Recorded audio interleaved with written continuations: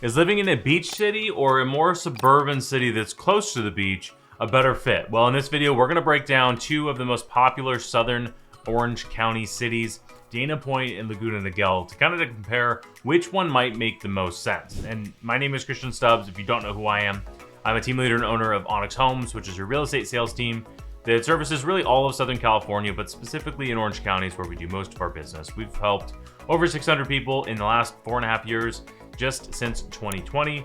And we make this channel all about Orange County to give you as much information as possible. So let's dive right into the content. Now, the first thing that I'm gonna do is I'm gonna break down just kind of size and location of these two different cities. Now, I've got some stats here that are interesting. Is Laguna Niguel, now I would have guessed this was totally the opposite, but Laguna Niguel is 14.5 square miles, just slightly over that, 14.8 square miles, and Dana Point is 29.5. So it is 10 square miles larger than Laguna Niguel. Honestly, if I were just to guess, is Laguna Niguel or Dana Point bigger? I totally would have guessed that Laguna Niguel was bigger. All right, so I'm gonna go ahead and pull up my screen here and share this with you. I'm gonna go over to our website, onyxhomes.com, and I'm gonna click the search button to show up all of the properties right now. What I'm gonna do is I'm gonna highlight Dana Point, and I'm also going to highlight Laguna Niguel.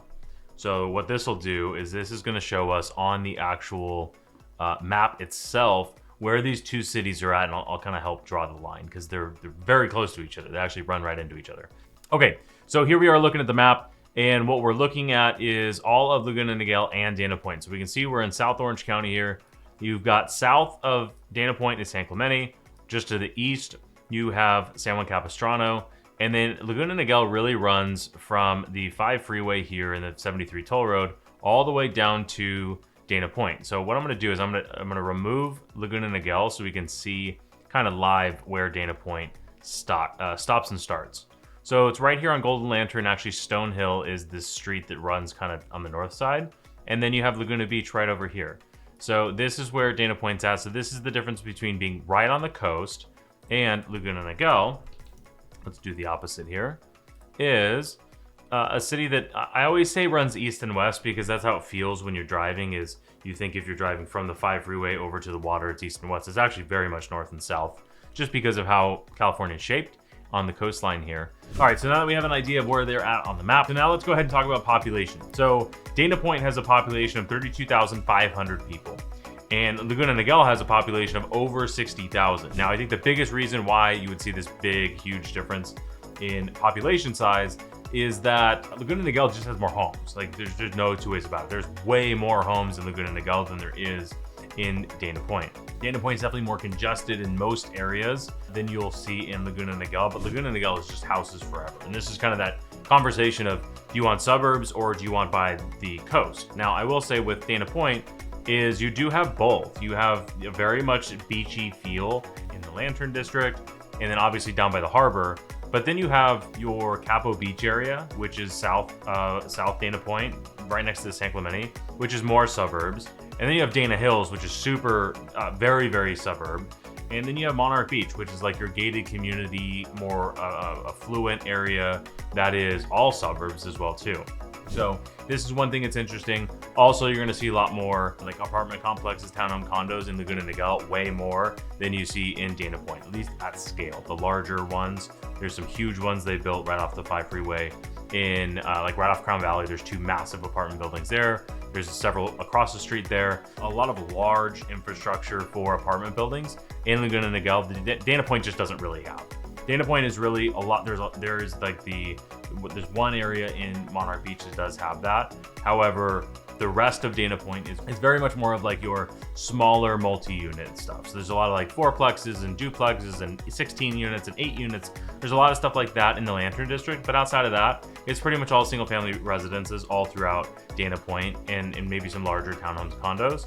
So that is what I think is the big difference in population. Now let's talk about real estate prices. This is probably going to be honestly quite surprising to you, is Laguna Niguel and Dana Point's prices really aren't very far apart at all. They're separated by just $50,000, which again, if you really didn't know in just first glance, you would think Dana Point has the Strand where you've got 20, 30, $50 million houses, and you've got Monarch where you've got Monarch Bay and you got Monarch Terrace. We have 30 million and $10 million houses, and there's so many really high-end neighborhoods in Dana Point, but Dana Point has a really wide range, as does Laguna Niguel. Laguna Niguel has very, very high end, and they also have a lot of really affordable homes. So to have a median home price, both right around $1.6 million, Dana Point being 1.625, and Laguna Niguel being 1.58, they're literally $50,000 apart. That's honestly very surprising.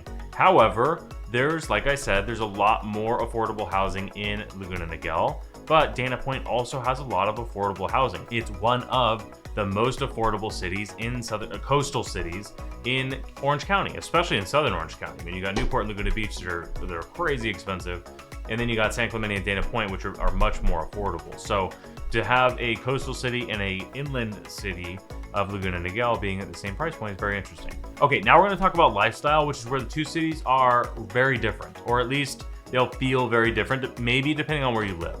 So as I mentioned, in the Dana Point area, you're going to have a beach feel in some sections, like specifically the Lantern District, the Del Prado, downtown kind of area.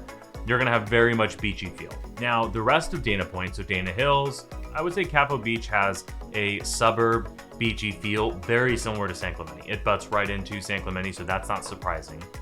The Lantern District, which is like the next section north of the Capo Beach, that part's also very beachy as well too, a little bit becoming way more upscale as well. And then you have Dana Hills on the other side of that, which is very much suburbs. And then from there you have Monarch as well too. So Dana Point has both. Now I will say, if you're living in Monarch, you're living in Dana Hills, like you're gonna go probably to the beachy areas if you're gonna go out for any type of lifestyle. And it's really good for people who like the beach. You've got beautiful beaches, very, very easy access with Strand, Salt Creek, you have the Ritz-Carlton, you've got the Waldorf Astoria, Monarch Beach. There's a lot of stuff to do right there. Obviously you have the harbor, like I said, as well. They're also doing a ton of work on the harbor revitalization down in Dana Point, so that's definitely a big one as well too. Now in Laguna Niguel, as far as lifestyle, it is one lifestyle as far as living there, and it's just suburbs. There's really not much else to Laguna Niguel other than homes.